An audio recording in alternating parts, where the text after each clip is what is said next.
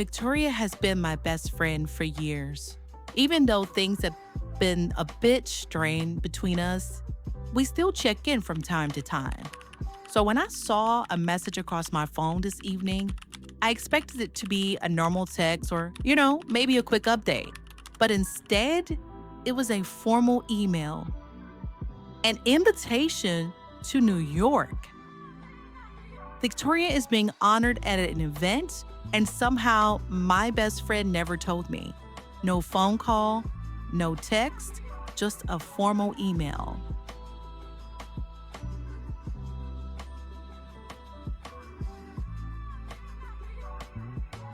Honestly, this doesn't sit right with me. And yes, I am in my feelings about it. So let me eat my comfort food and let me go to bed.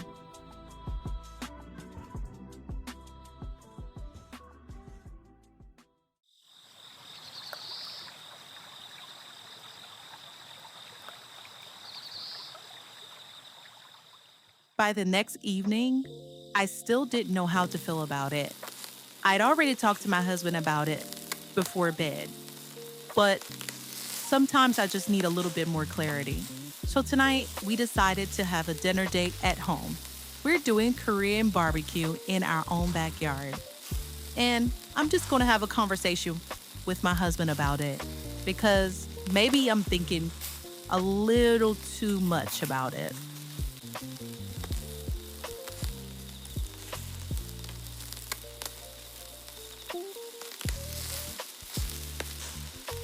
Babe, you remember that email I told you about from Victoria? Oh, yeah, about the ceremony. Yeah, that one. So, I just been thinking about it and thinking about it, and I don't know if going to New York is still the right thing to do. Oh, why not? Because things between us are just unresolved. And I don't know that showing up is going to be a good thing because I don't know how to pretend. Oh, yeah, I get that. But sometimes the only way to resolve something is to actually show up. So you really think it's the right move, though? Yeah, I do. You two have been friends for a long time. That kind of history isn't something that you just throw away in a moment. I know, but babe, there's a lot that hasn't been said, like pent up frustration. There probably is, but avoiding it won't make it better. Sometimes closure doesn't mean big grand gestures or a massive conversation. Sometimes it just happens by being present, you know? I just don't want things to be awkward because I don't know how to go and applaud and cheer and not be awkward because I know it's going to be awkward. I understand that, and they might be at first, but that doesn't mean that the friendship has to be over. Let me ask you something. Are you still replaying this and what happened over in your mind again and again? Sometimes, yeah. I mean, because that was a lot going on. Right, so that means that you haven't let it go yet. Forgiveness isn't pretending that something didn't happen. It's deciding that you're not going to keep reopening the wound. And every time you're replaying it back in your mind, it just means that you're still holding on to it. I hear you, babe. You're right. So you think I should go? I think you should go with a clear heart, Lioness. Not to prove anything, not to defend anything, just to go and see your friend, you know? And if the friendship still has something in it, then you'll both know, you'll feel it. You know what? Maybe a trip to New York is exactly what we both need. I think so too. So go, support her, spend some time together, and then come back home.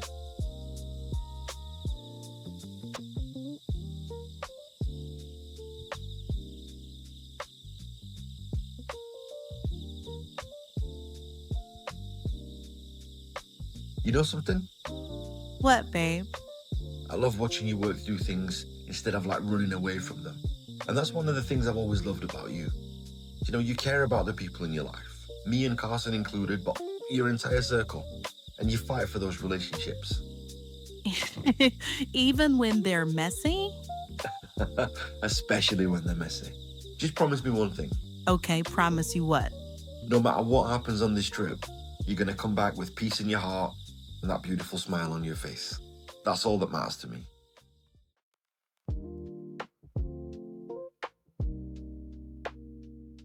It is the next day, and I am now in the middle of my wardrobe styling session, if you will. I am here with Aspen, who you all know is also our goddaughter, who is a big brand fashion stylist. And she also helps me with Luxe Couture. So, because this trip to New York came together so quickly, I had to have her to come and make some adjustments. I have several dress options that she's helped me with. I don't know exactly which dress I'm going to wear, but she's making adjustments to all of them just in case for whichever dress that I actually pick out. I'm so thankful for you, Aspen.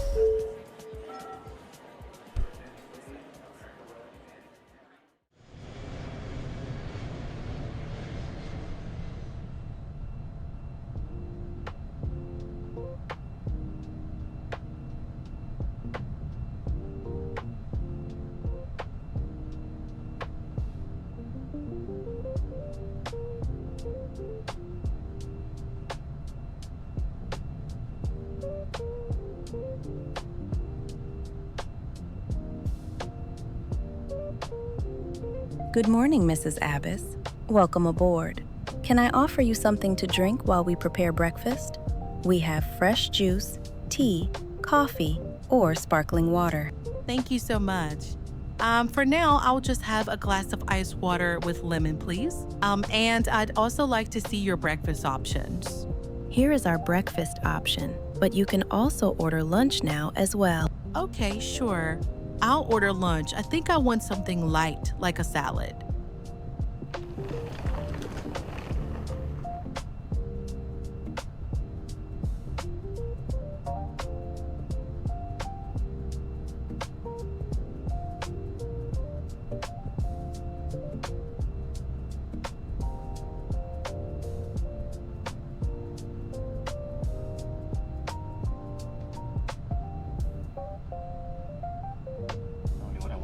Or what they think I want to hear anyway. Here, honesty is a nice change of pace. As a kid, Oh, right. my father passed away when I was young, and my mother raised me by herself, So, what about you? I was raised by a single mom, too. I love this bodysuit so much. Pants at H&M, I live in these. And yeah, there's my simple but still kind of chic outfit. We're gonna try a new place today. Well, I'm gonna see if they have any space for me. I'm gonna try it on, but I don't know, I feel like my whole... Hey, you made it. Yeah, I finally made it. How was the flight? Long, but it was fine. From the fact that it was supposed to be a 6-hour flight that turned into 11-hour flight because I had 2 layovers. Yeah. Come on in. Let me help you with your luggage. I like your new place. It looks nice. It's Very Victoria. Thanks. I set up the guest room for you upstairs. Thank you. And I forgot what else I was going to say. Oh, the security panel is right here by the door. I'll show you how it works later. You will need to know that. Okay. You probably want to freshen up after that long flight, I'm sure. Yeah, I definitely want to take a shower. Mm-hmm. Yeah, take your time. Thanks.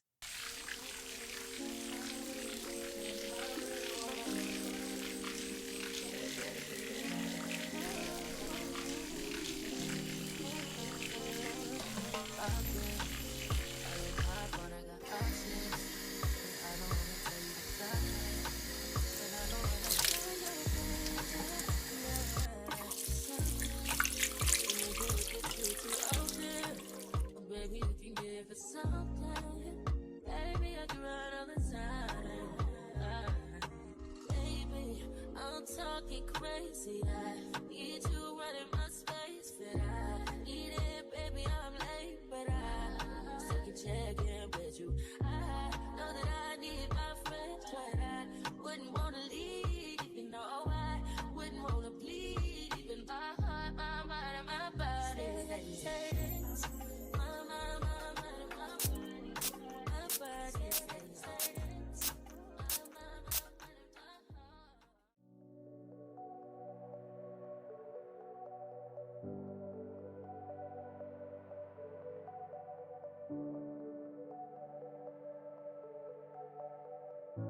I hope you're hungry. I ordered our favorite, General Tso's orange chicken and lo mein. Oh, okay. Sure. Thanks. I think that's the food. Let me grab it.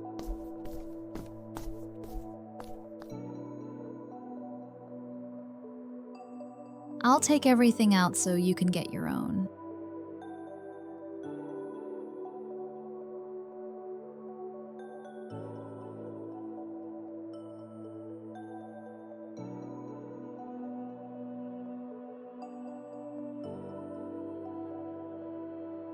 Thanks for the Chinese food, Victoria. I'm really tired, so I'm gonna head to bed. Good night. Good night.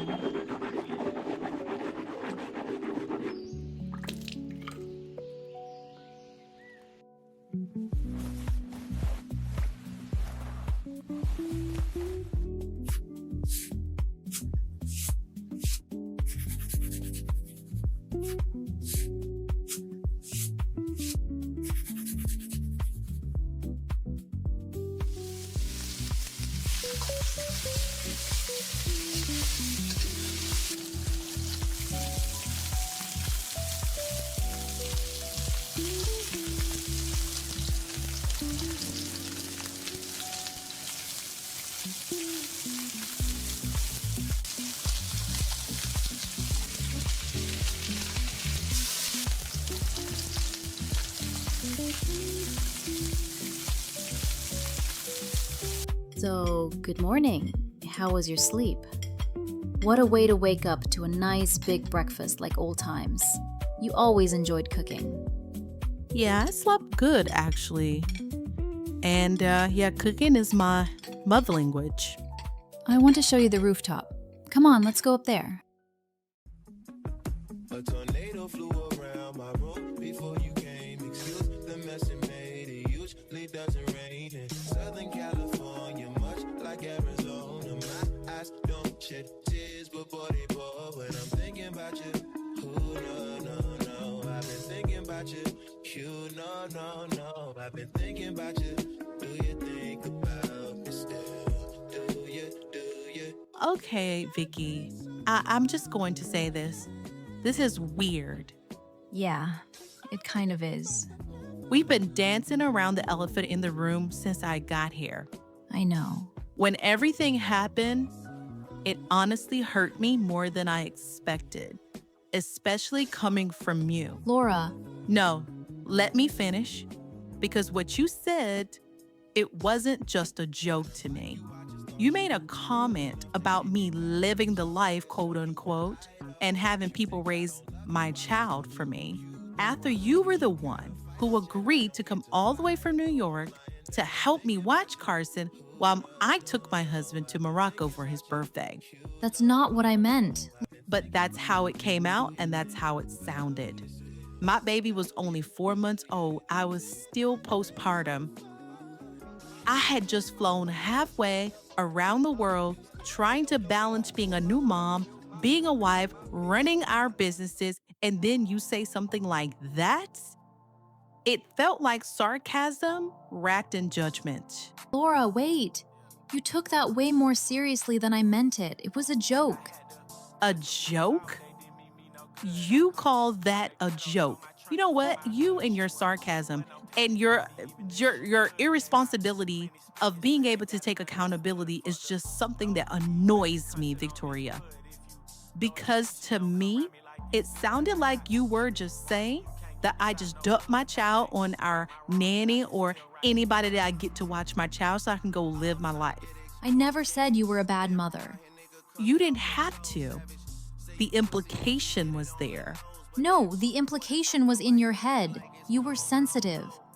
So I was sensitive. I'm a postpartum mom. My baby was 4 months old, and you're saying I'm sensitive? See how you talking now? You're being reckless with your words right now. When you are postpartum, this is something you don't even understand. Your body hasn't even fully recovered. Your emotions are everywhere. You're barely sleeping, and I was still trying to be present for my family, run 2 brands at the same time. Then my best friend makes a comment like that. Yeah, I'm sensitive. You didn't just get sensitive, Laura. You went off on me. I went off on you because you deserved it, and it hurt me. So that was the consequence. And you said some things too. You said I wouldn't understand because I don't have a husband or kids. That was below the belt. And you're right. I take full accountability. I really hit below the belt. I know you had a bad breakup last year. I was here for you. And I shouldn't have said what I said. But in the moment, I was irritated, angry, and hurt. And so that's what came out. So let me go ahead and just take accountability for that right now. Because yes, I said what I said. No, you escalated it.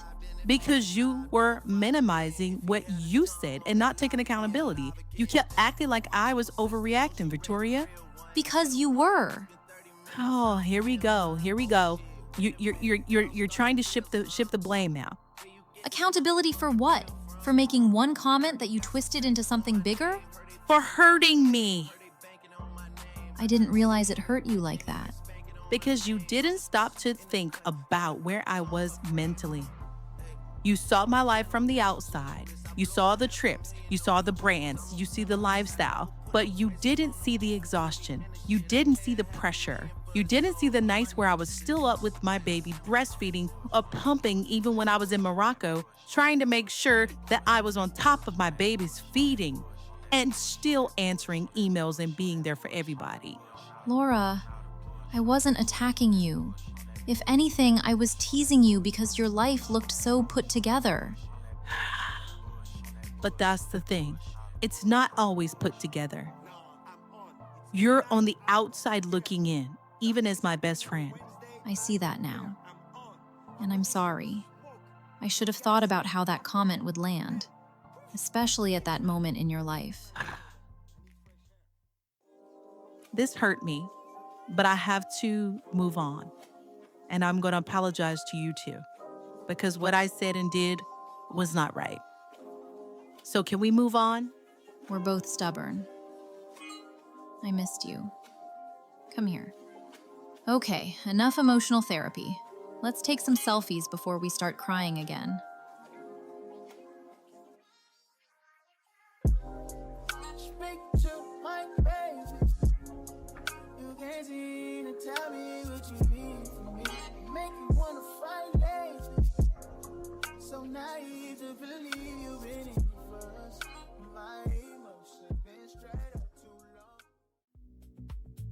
Later that evening, Victoria had to film an episode on her podcast. Somehow, I got pulled in as being a guest, and it was actually really fun. So her driver came and picked us up and took us over to her studio, and we filmed her podcast show.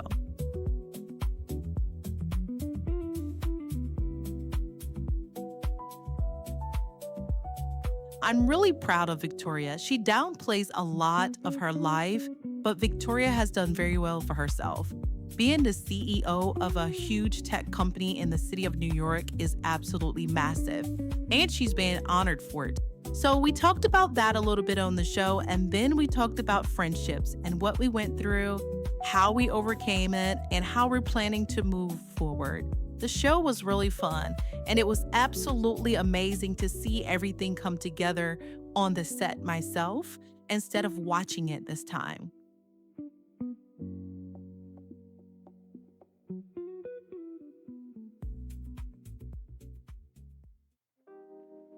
So the next day, Victoria actually leaves and her driver picks her up and she goes to get all of her prep done.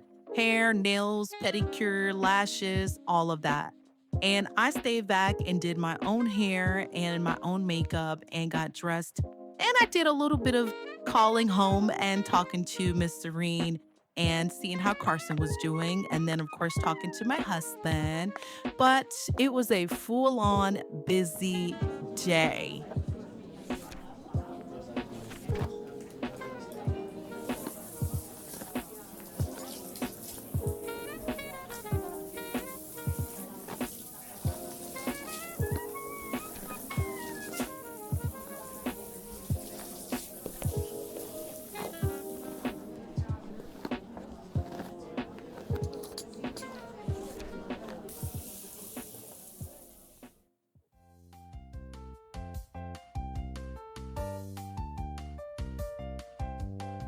Miss Serene said that Karsyn was living her best life. She did mention, though, that Karsyn still had a little cough. So as soon as I get back home, I'm going to schedule an appointment with the doctor just to be sure that she doesn't have allergies like her mama or anything like that. But overall, she was doing just fine.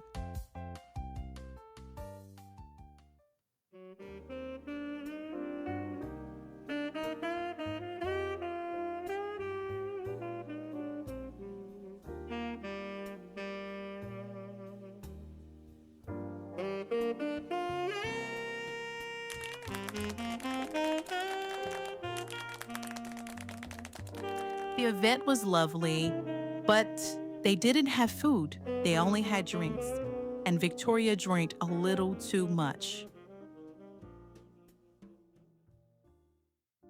So because they didn't have food at the event, no hors d'oeuvres, nothing, Victoria has a little bit of pull. She calls her chef friend who owns a restaurant. His restaurant was closed for the night, and Victoria was able to convince him to come and open the restaurant up just for her and I to have dinner. You wouldn't believe what happened. She ended up getting sick because she drank too much on an empty stomach. I ended up eating my food and getting a doggy bag for her. She had amazing lamb chops, and he packed the food up. He was still gracious and very kind and nice. I took the food home, and that was it. That was our trip, my trip to New York with my best friend, Victoria.